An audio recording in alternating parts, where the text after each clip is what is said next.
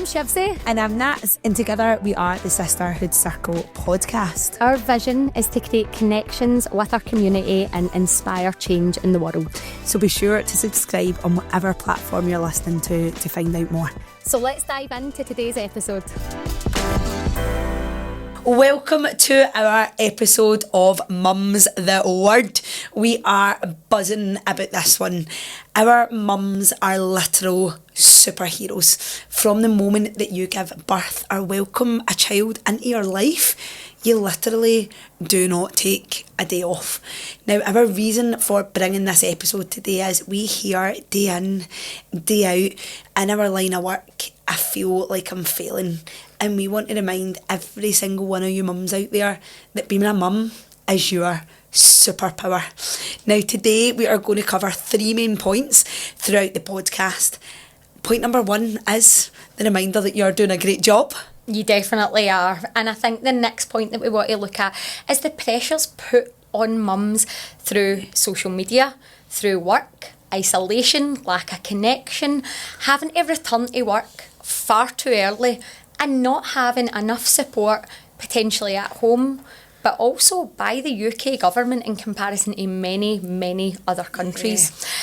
Yeah. The effect that these types of things then as a byproduct has on both mum and baby from a physical and a mental point of view. And I think it's so important that we speak about all of these things because we are all female and we're all in this together.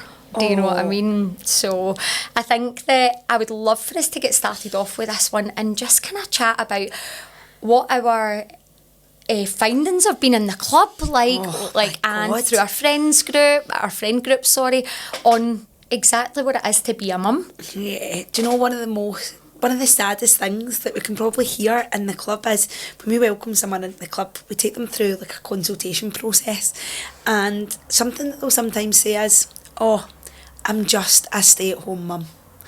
And it's like the energy is like so negative, like, that's all I am. And you go, wait a minute. Like, so you're the caregiver, the supporter, the planner, the doer, the person that does everything for these little humans. Like, that is more than just a mum, isn't it? Yeah, and it's 24/7 for forever. For life. There's not you don't get a day off from that. And I think that when I hear mums saying I'm just a mum, I think to myself, firstly, you are literally a superwoman. Yeah. I cannot even fathom what that would be like to be in charge of a whole human. Oh my days. For the rest of your life. It must be, don't get me wrong, it must be absolutely amazing. And from even we had a chat with my friends, and they all absolutely love being a mum. It's the best thing in their life, by far. One of my friends, Leanne, she's like, my wee boy is my best friend, which is absolutely incredible. And they have got so many beautiful things to say about being mums. But do you know what I love about my pals is they give the real account of it as well. Yes. So they would never change anything for the world, which is just, it's brilliant. And their kids, by the way, are just absolutely out of this world. They're brilliant kids. But they also give you the real account of, I actually feel like I'm not excelling in any areas in my life.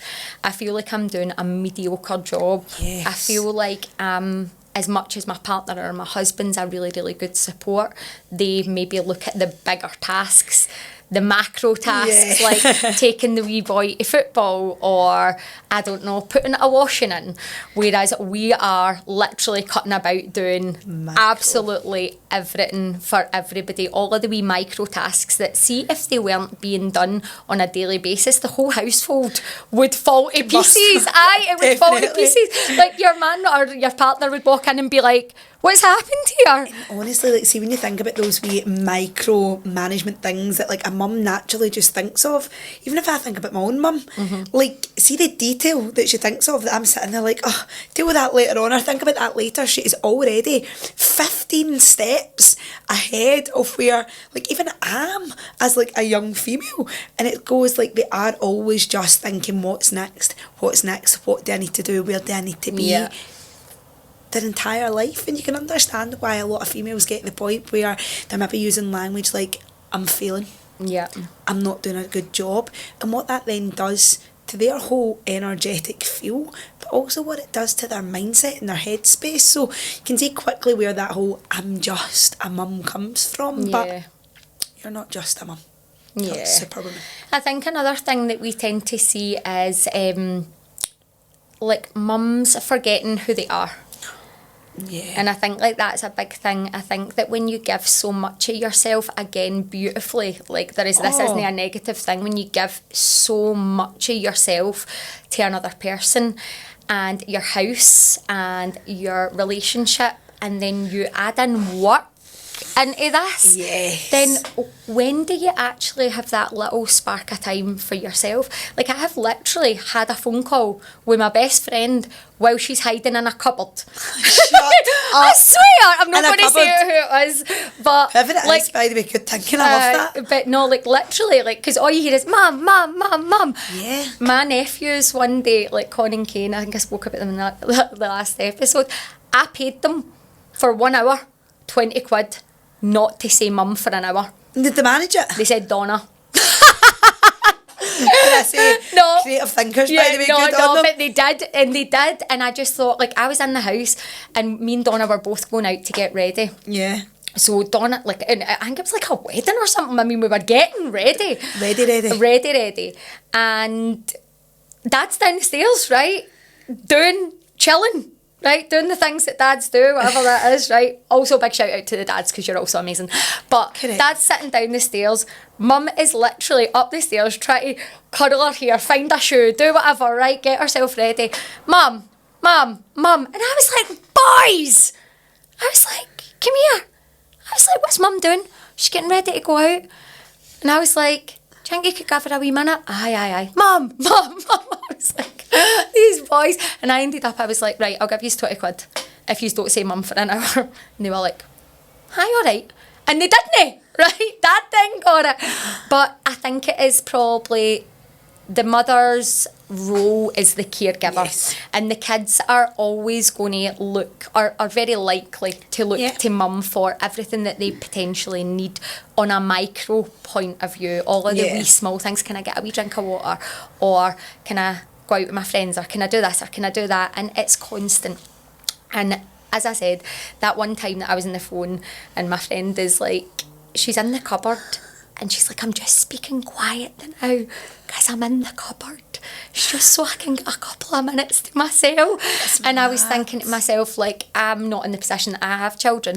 And I thought to myself, wow. Yeah. Like, you know, I'm like, sometimes if I'm all people do it, and like, I need a wee breather, I don't know that they would have that. And what kind of effect that potentially puts on your stress levels or your calm levels, or I think you come across a lot of time, like in our industry, like as mums, they know who they are as a mum. They know who they are in their career. Yeah. They know their role within their relationship. Yeah. But they just don't really know who they are. And it's where you lose a lot of like, right, okay, what do I actually like doing? Yeah. What fills my cup? Because it's as if the pressures that are put on mums nowadays forces them just to mute that section of their life. And the expectation is that, you know what, that actually doesn't matter. When you sit down with a female and you're trying to map out their workouts and create where 30 minutes time actually is, I sometimes sit and go, wow, like you are spinning a lot of plates. I'm sure we all feel busy in life at times, right? We've probably said it. Even for me though, I'm like that, wow, where are we going to fit that in for them? I think we spoke this morning actually about, like, obviously me, I'm not in a position where I'm like, oh my God, like I want to have kids. I don't really know. But even thinking about that future life for me, I'm like, right, what would need to give? Being someone who is incredibly career focused, incredibly driven on where they want to get to and what they want to get out of life, I go, oh, right, what would I need to give up to allow that to happen? Yeah. And it's where it comes into the whole, it is normally the female that would start to give up certain areas to be able to come in to this role, which I can only imagine is incredibly rewarding, by the way. So it's not the negative side of it, but we talk about wanting a lot of like equality in the roles that we do, and us being able to do the same jobs that males then do, but there's like a failing infrastructure that isn't actually designed to allow us to do that and have a family. No. So it's kind of like, you can have this or you can have that. But if you want both of them together, then hold on tight because you're in for a bumpy ride. Yeah, and I think like that's potentially where modern day feminism has potentially done us dirty.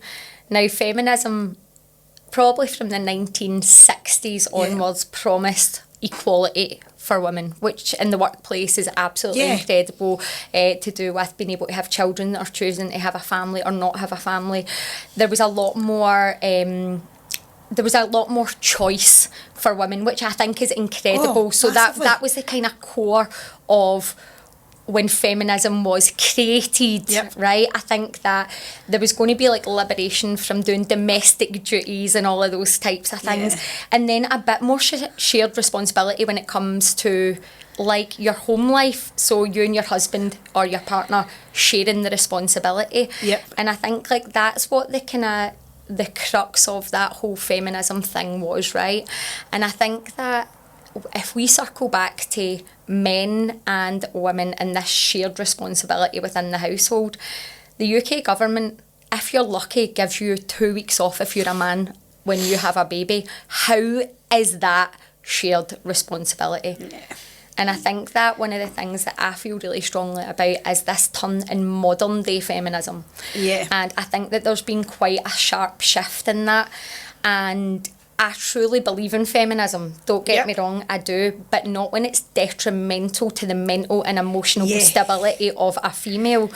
You've got these two things, right? You've got being a full-time mother, a full-time caregiver, a full-time everything to everyone, and then you're expected to excel in your professional career. And there is no middle ground.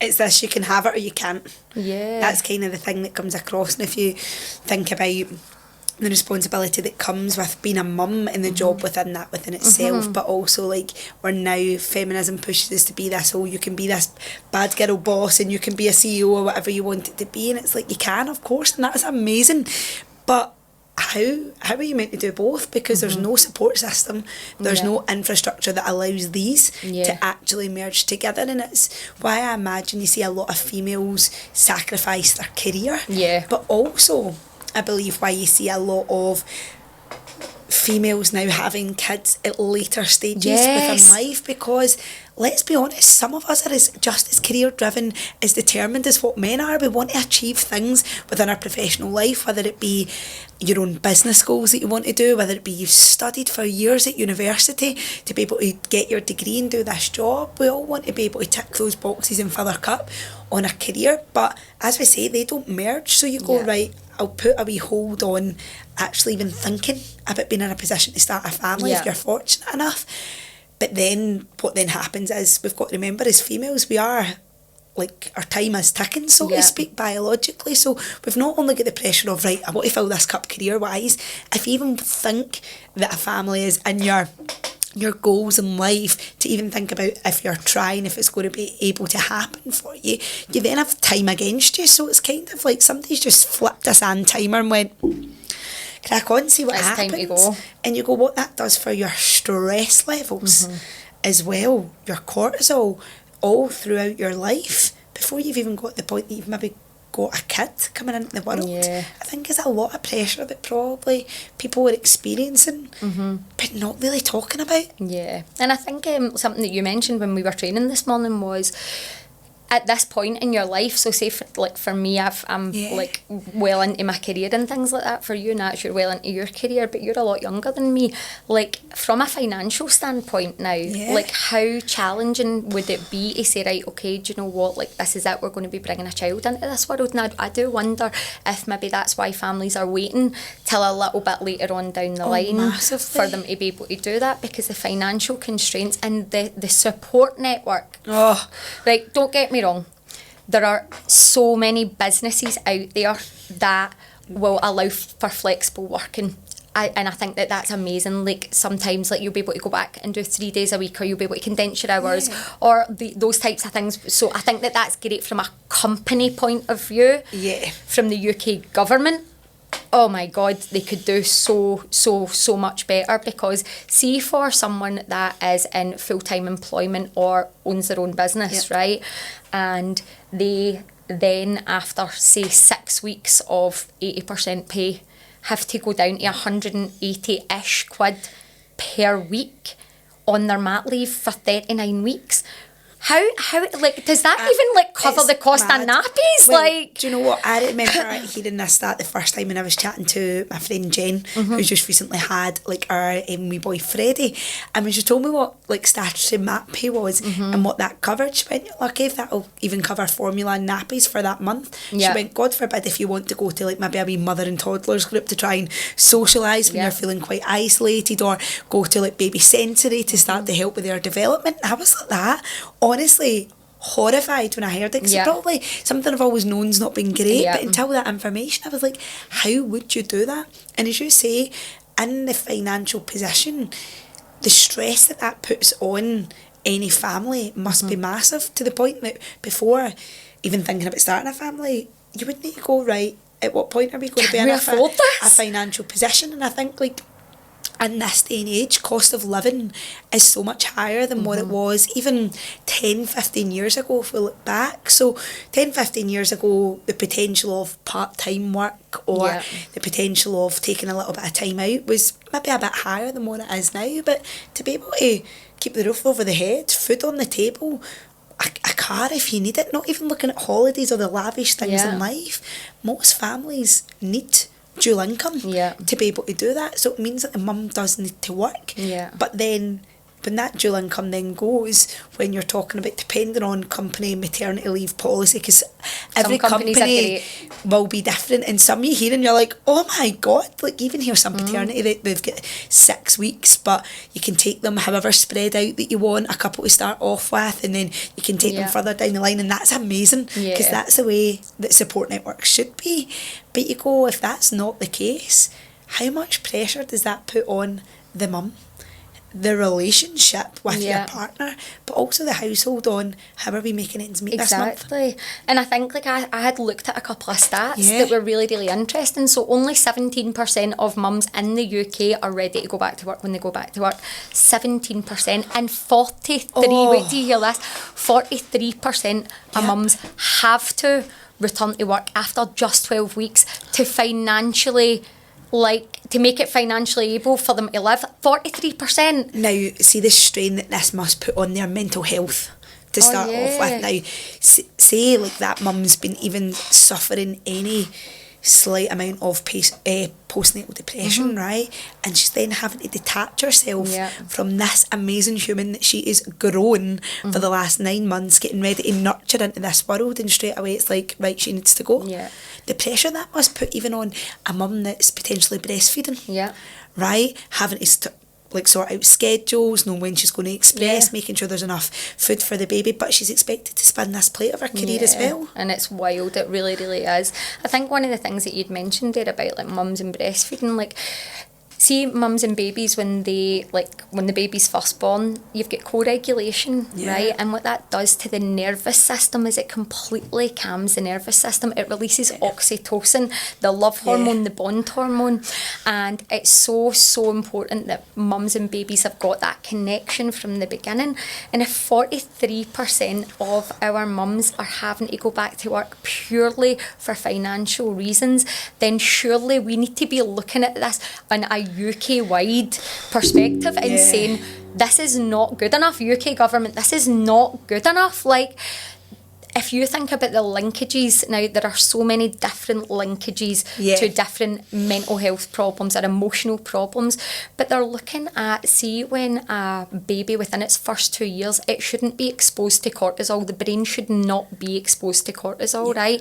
And when it does, there's higher links attached to ADHD and some challenging behavioural difficulties as well. Now it's not the only thing, because I know that there's many other things. There's many other things that of course there is, but they're looking at that as quite a high, like it can cause stress in the baby's brain, and that wasn't there before.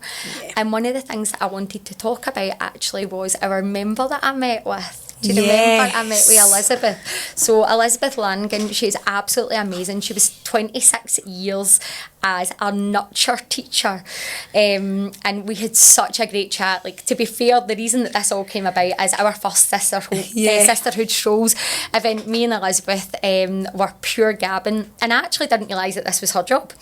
And I was like that to her, oh listen, I was thinking about this podcast, blah blah blah, and we were chatting about like connections and children's connections to their parents, and she's like, do you know that that's what I did? And I was like, no, actually I didn't. So we got chatting, and anyway we met up, and what she spoke about was her experience from when she first started in nurture, right through until now, and her experience within her life while she was bringing up her kids, and what the kind of stark differences are between the two of them. And one of the first things that she said to me is, back when I was bringing up my children, it was very normal for the mum to be at home for the first 5 years of a child's life until their kids went to school. That was very normal. And as a byproduct to that, the mum got to nurture the child, was able to spend time with the child. Back then there weren't things like iPads and all of that kind of stuff, but also there was a lot more in terms of your community and your village. And women supported each other very much in that kind of environment.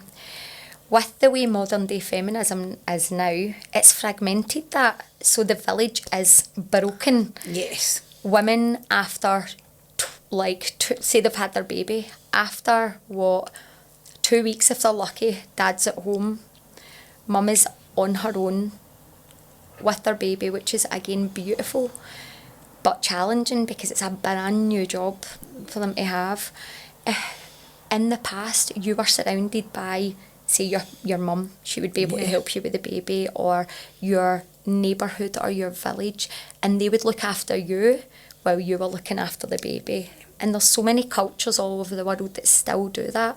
And from a developmental point of the baby and a connection point of mum, I feel like potentially that's something that we're missing out on because of this fracture that we've had. And I think there is that disconnection now. There's so many things that take away from the immediate connection that you could have. You mentioned iPads. There is so much technology now that mums must now rely on to even get a bit of breathing space, and there's absolutely zero judgment when I say that. Like, I can totally get why a mum who is doing her absolute best just to get a wee bit of housework done goes, there you go, that's the solution. But there would have been a time where that maybe was like all the kids were at a neighbour's, or someone was helping, and you had that wee hour. You had your village. Don't get me wrong, there'll be some really fortunate people out there that have amazing support networks and like family and friends that can really bring in. But not everyone has that. And as you say, that's where that village is slowly starting to pull apart, and you've got the disconnection. But there's also the disconnection now of some mums are required to return to work after 3 months of having the baby. That's not just disconnection from your people, that's disconnection from your baby who's needing your nurture at that point. And we spoke briefly this morning actually as well when we were training. What pressure does that put on like your wider family? Because childcare is expensive. Oh, wildly. Right, and I remember being in a fortunate position when I was younger that my mum didn't return to work until I went to school, and that must have been really nice to have that experience and not worry about like childcare costs. But see, when you hear day to day what people are having to do just to cover childcare costs, having to go, am I ultimately just working to pay the nursery bill, and is that worth it, or would I rather spend the time with my child or rely on parents? And I said this morning that it's amazing if you have got parents that are fit and able to look after your kids to help. Of course, people say being a grandparent is one of the greatest things in the world, so they do. But now we're in a world where retirement age is slowly getting higher and higher and higher, that people are having to work for a lot longer. So the flexibility of being able to be like that, do you know what, I'll have the wee one on a Tuesday and a Thursday and that'll let you go to work, won't cover childcare costs, all that. actually it's getting slowly stripped away because everything's just getting pulled apart. And a lot of the time by the government. They're increasing the retirement age. They're not supporting our mums that are trying to bring up families, and there's no real infrastructure for the general person. Yeah. And if we think about, like, I went deep, didn't I? I ended up, I was like, I'm becoming a bloody journalist in this. Madness. So I think, like, the ministers in the House of Commons, their average UK salary is £96,000 a year, and 6 months paid full pay maternity leave. And we are getting, our women are 180-ish quid per week. Now, see if you were to redirect some of that these ministers that are on this wild amount of money are on, see if you could redirect that. You could look at, we'll talk about this later on, see the Nordic countries. Oh my God, these guys have got this right, by the way. I bloody love them. I'm going to live there. If there is somewhere for us to learn from, oh my God, absolutely them. Not on just this, but everything. So many other areas of life. Like, whoa. Yes. Wowza. So work-life balance is incredible. But yeah, so basically for, what is it? Let me get this right. The first 12 to 15 months, they get 70 to 100% pay, and 480 days leave, and 90 of those days are non-transferable to dad. So dad gets a full 3 months off. He can't transfer that back to mum. Now, if we're looking at things from a real feminism point of view, they got this right. Right? They have absolutely got this right. And I think that if the UK government were able to look at what they are paying their ministers for all of their things, like their second homes and all their travel and their bullshit, and if they were to redistribute some of those funds, you could create something like that in the UK. Oh, massive. It's a call to action for you guys to be looking into this. And as well, they're talking about it July, right? So this is July, or is it June or July anyway?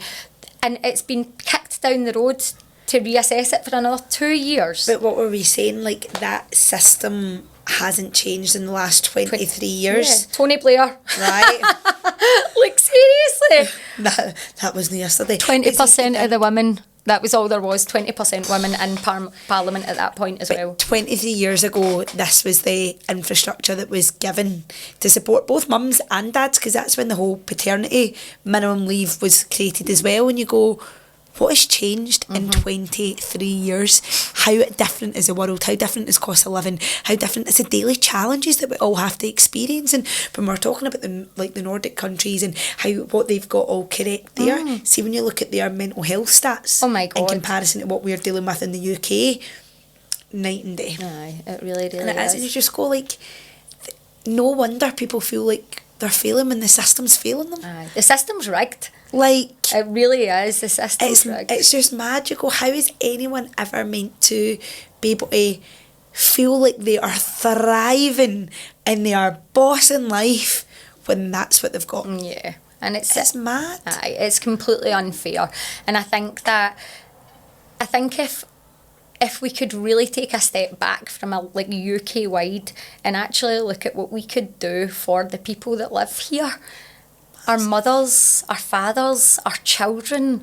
And I think I wanted to kind of circle back a wee bit on something that you actually talked about there, because I would like to talk about what Elizabeth spoke to us about. Yes. But I would like to kind of circle back a wee bit when you had mentioned the iPads. Yeah. Right? Generationally, right? My age wouldn't have had an iPad, right? So I'm 38. Would you have had something like that as a kid? No. Right, so you're what, 20? 27. Right, so you're 27 now. The children that grew up with iPads are now the parents. So there isn't, that's just what you did.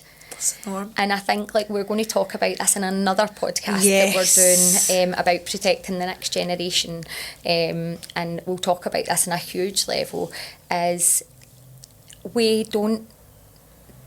our parents now don't know any different, because that's what they had.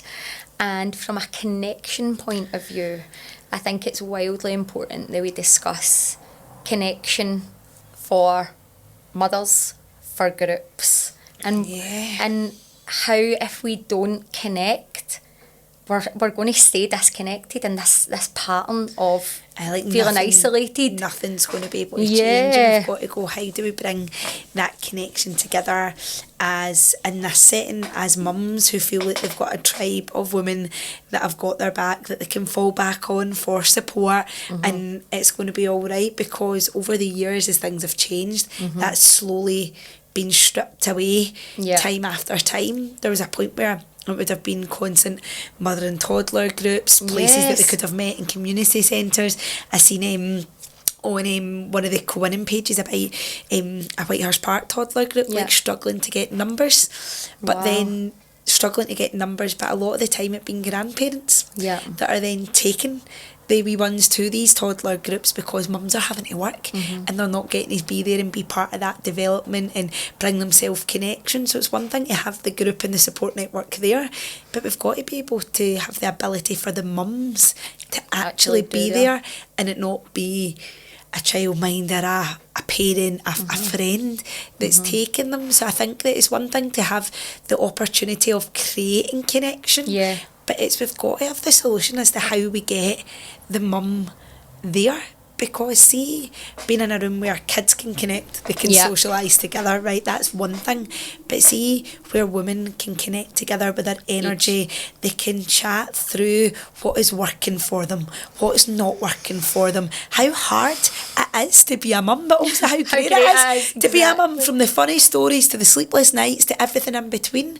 They've got to have that conversation, but you can't help but feel those conversations only happen online now, because it's the only opportunity the mum's getting to kind of validate the feelings of what she's then going through, instead of it happening face to face. And I think that's probably the challenge that we do have in modern day living. We definitely do. But no, I think it's so interesting because there are so many absolutely beautiful points, and as I said to you before, I look at my friends and I admire them hugely. I look at the members in the gym that bring their kids into the gym as their role models. Like, they genuinely, it's just love, isn't it? And I know that we're talking about the things that maybe women have had stripped away from them, but I think it is also so vitally important that we chat about like all of the beauty that your children bring to you. It's not like this isn't a negative in any way, shape or form. I just think that there's some huge shortfallings when it comes to how we're cared for, how women are cared for. The support for mums, like the job of being a mum gets the care, support, bring up our little people and be this role model for that next generation. Like, I can only imagine how incredible that feels to be able to do it, but it's the detriment that happens to the mum. And I sometimes don't think that we're dealing with that real challenge, if we're being honest, until potentially further down the line. I mean, when we get mums coming into the club that maybe have like teenagers, right, you get to a point where their mental health is, who am I? Right? And it's one thing to have a flippant comment and be like, oh, I don't really know who I am now, I'm going through a wee bit of a change. And I'm not really talking about that. I'm talking about someone that you're sitting down with and you can look in their eyes and they are genuinely lost for 15 years of their life. They have, or longer, they've devoted everything to these little people while trying to spin the plates without the support network out with family and the infrastructure of the modern day world. And you just go, she's having to start again. She's brought all this up, but we're pretty much back to stage one for her of trying to build up who she is as a person. And you go, there's got to be a solution that helps merge that as they're bringing up those little people. So all the mums out there, we would love to know what the solution is. It would be great to hear what your feedback is on this. And I think that if we could maybe even look at, what would you say, Nats, in your expert opinion as a coach, are some things that a mum could do? Say, for instance, our kid's 6 months old and she has got the luxury that she has 6 months left in her maternity leave. What do you think that she could do to make herself more inclusive? Where could she go? What could she do? I think one of the things is absolutely join a community. Yeah. Like for us, we see mums coming in with their babies and they can come in and they can train. One of the best things that I believe any new mum could do for themselves in that position would be to start to look after themselves a little bit. And for me, that starts with exercise and movement. See if they can get themselves involved in a community. And this is one of the greatest things about Curves is they're able to bring the wee ones along. Yeah. And honestly, like, see, when I think about this, it actually warms my heart how many people we've had come in with their wee one that is maybe, say, 6 months in our pram, in our wee car seat, and they've maybe been a wee bit fussy, right? They've maybe had a wee bit of a cry, like due feeding time, whatever that might be. The mum's on the circuit. One of our members has just finished and she goes, I'll sort it, don't worry. And they go over and they maybe take the wee one out and have a wee sugar or whatever needs to happen.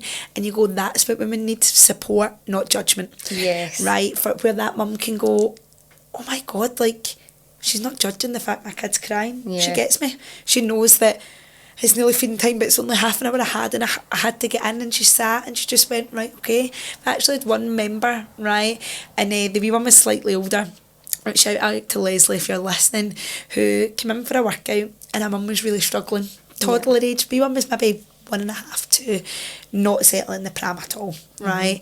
And the mum was getting quite stressed. You could see we were trying to settle her, and Leslie went, I've not started my workout yet. Do you want me to take the wee one out there and see if I can help get her to sleep?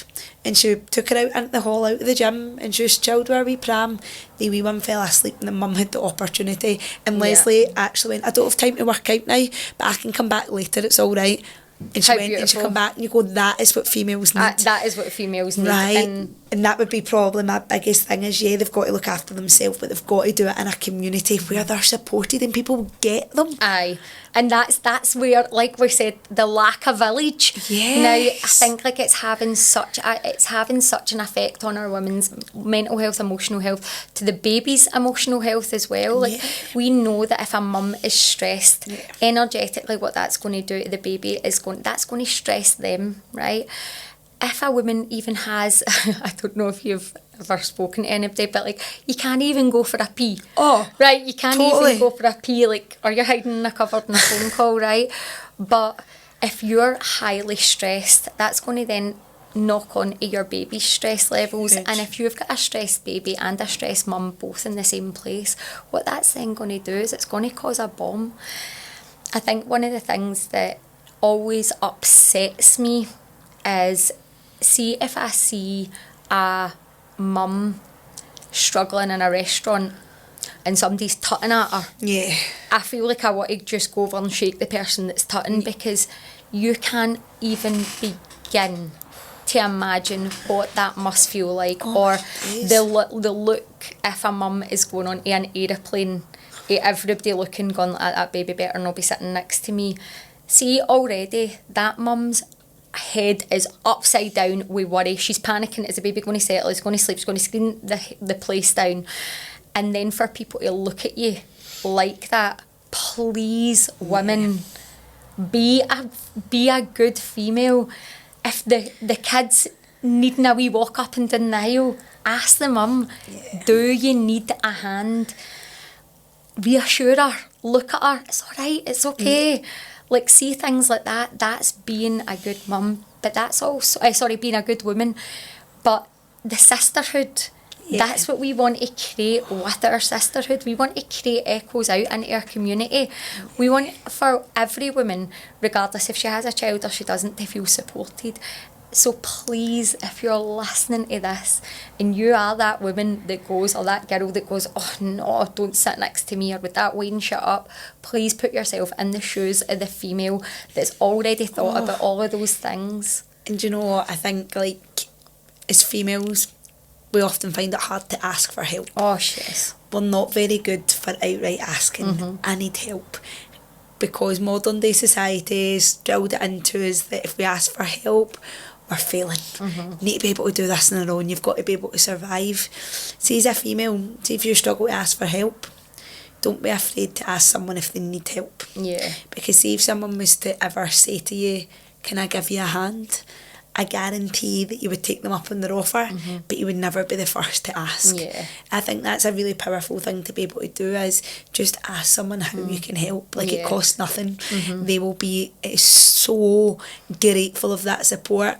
But I tell you what, it will also massively fill your cup that you've been able to do something good out there.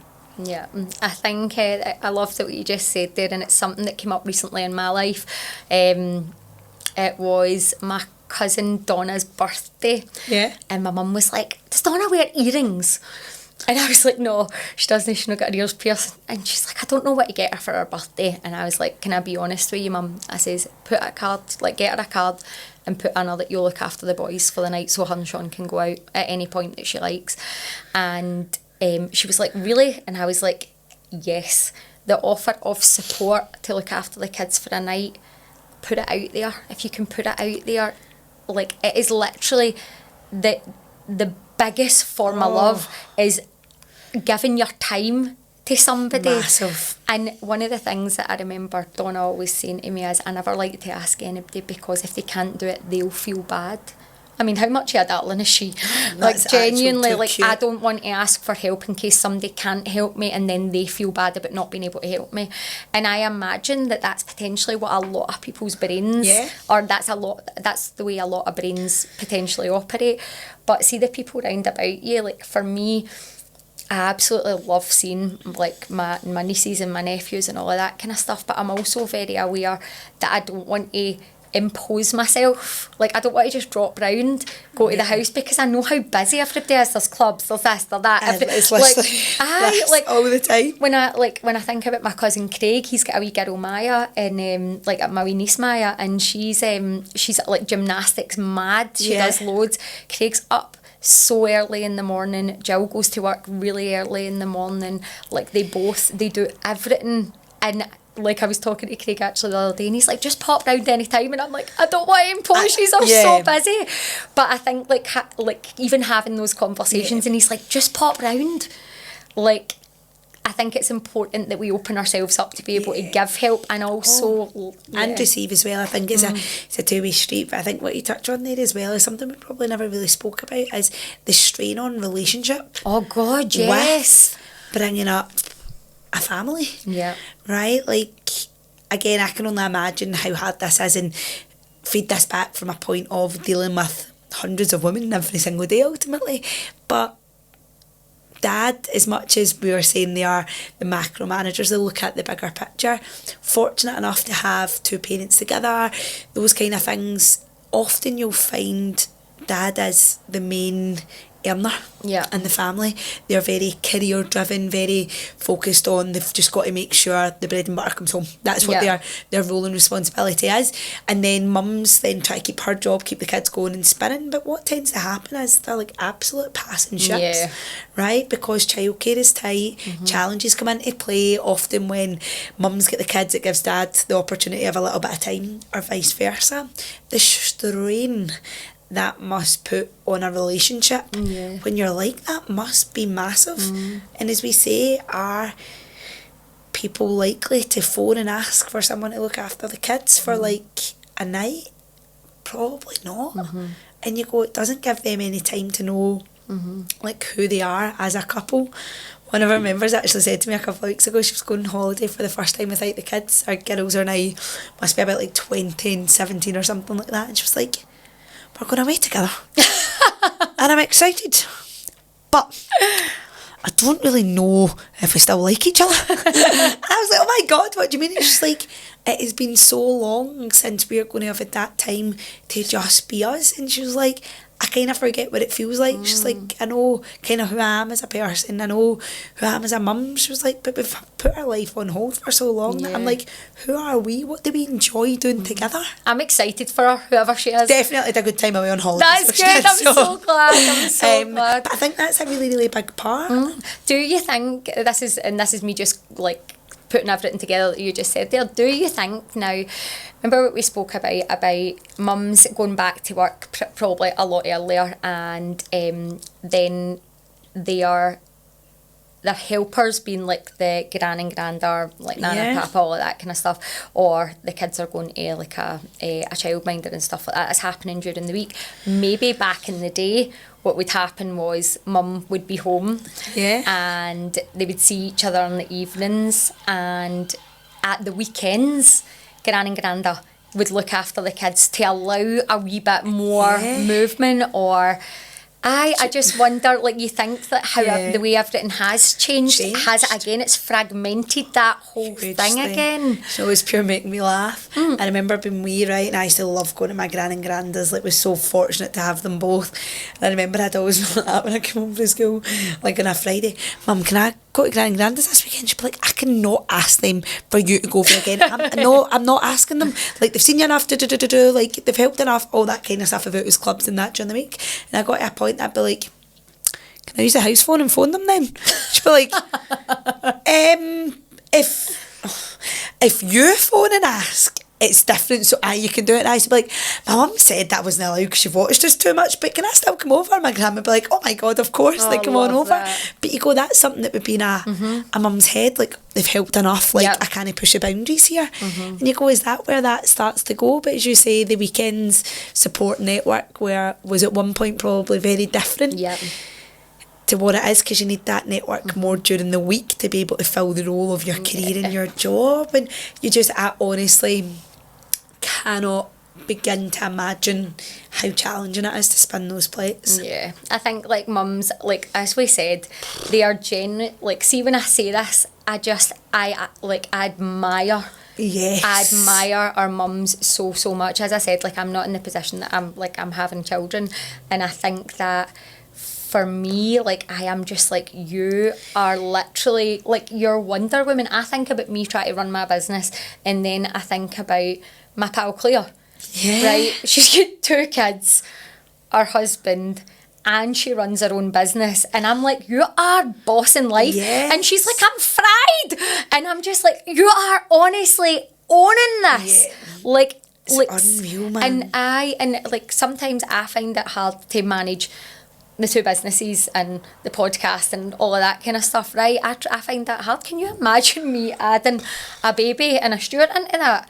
Like, I don't even know how that's possible. Kind of with the wind in your back and suck it. What were we actually like? Like, me and Nats yesterday, we were putting something together for our amazing She Creates event. Oh, yes! Which you'll all have probably booked up by now. But we were putting all of the stuff together, right? And we ended up, we were in January. Like, actually, and we were trying to pull things together. So can you imagine, right? We've got beavers, we've got cubs, we've got swim club, we've got football, we've got dancing, we've got gymnastics. Your dad wants to play golf. I want to hide in a cupboard and speak to my pal. Like, you're having to schedule. And you've got to feed them as well. You do need, and that's a different thing as well. Imagine your kid's a fussy eater. Like, you. I'm sorry, Mum. Nats, do you want to tell the story about the sweeties in the cinema? Oh my God. So I was, Mum and Dad, I'm very sorry, I know I was probably a problematic child. Not probably, I was. But we once went to the cinema, right? And it was like pure treat. Do you remember when you just got to do things that were a pure treat as a kid? Yes. I wish you could have that feeling back as an adult. It's just not quite the same. Anyway, so it was this street we were going to the cinema, and we get told, like, pick your own pick and mix. So me and my older brother, like, were like, oh my God, best thing ever. And we sat down in the cinema in my pick and mix bag. And I used to be that fussy. I'm a lot better now than what I used to be. And I had this rule that before I would eat anything, I had to smell it first. So I'd, like, take a sweetie out and I'd be like, and if it passed the smell test, I would then, like, do the texture test, right? So I'd, like, run it along my lip.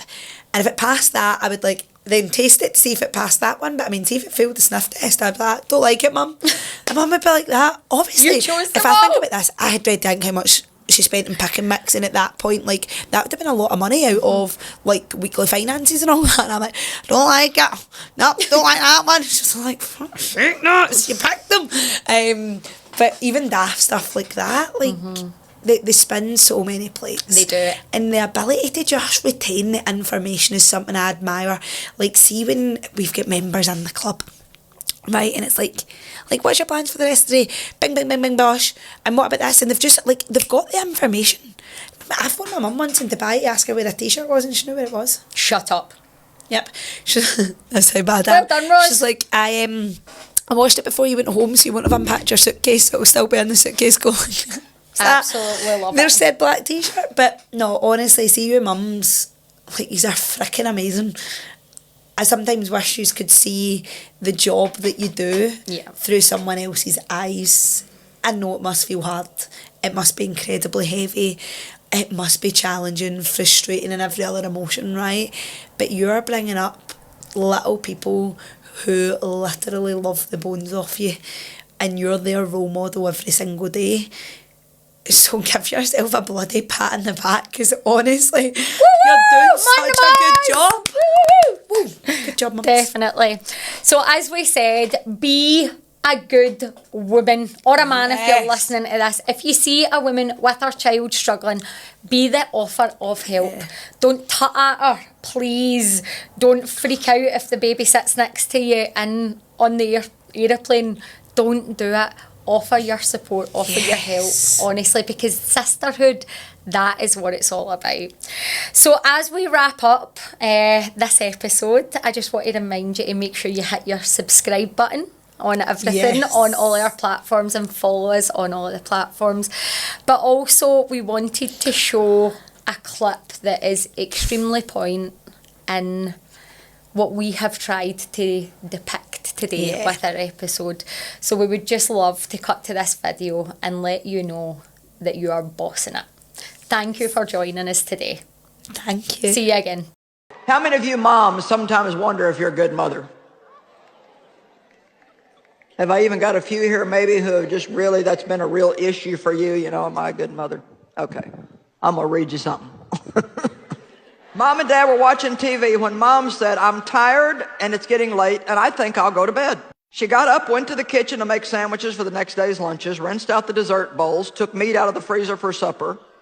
The following evening, checked the cereal box levers, filled the sugar container, put spoons in the bowls, put bowls on the table, started the coffee pot for brewing the next morning, put some wet clothes in the dryer, put a load of clothes in the washer, ironed a shirt, sewed on several loose buttons, picked up the game pieces left on the table, put the telephone book back in the drawer. She watered the plants, emptied a wastebasket, hung up a towel to dry. She yawned and stretched and headed for the bedroom. She stopped by the desk, wrote a note to the teacher, counted out some cash for a school outing, pulled out a textbook from under the chair, signed a birthday card for a friend, addressed and stamped the envelope, wrote a quick list for the supermarket the next day. She went and put both of those in her purse. Mom then creamed her face, put on moisturizer, brushed and flossed her teeth, trimmed her nails. Hubby called, I thought you were going to bed. I'm on my way, she said. She put some water into the dog's bowl, put the cat outside, made sure the doors were locked, looked in on each one of the children, turned on a bedside lamp, hung up a shirt, threw some dirty socks in the laundry basket, had a brief conversation with the one child still doing homework. In her own room, she set the alarm, laid out clothing for the next day, straightened up the shoe rack, added 3 things to her to-do list for the next day. About that time, the husband turned off the TV and announced, to no one in particular, I'm going to bed, and he did.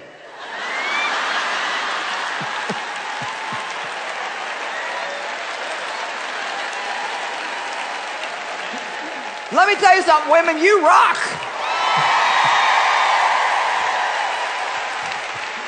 I am telling you what, the details that women take care of and keep up with to run a house, you men, you have no idea what God has given you.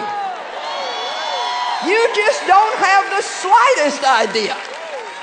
I'm going to bed. And he got up and he did. And that's true. Women take care of all that stuff.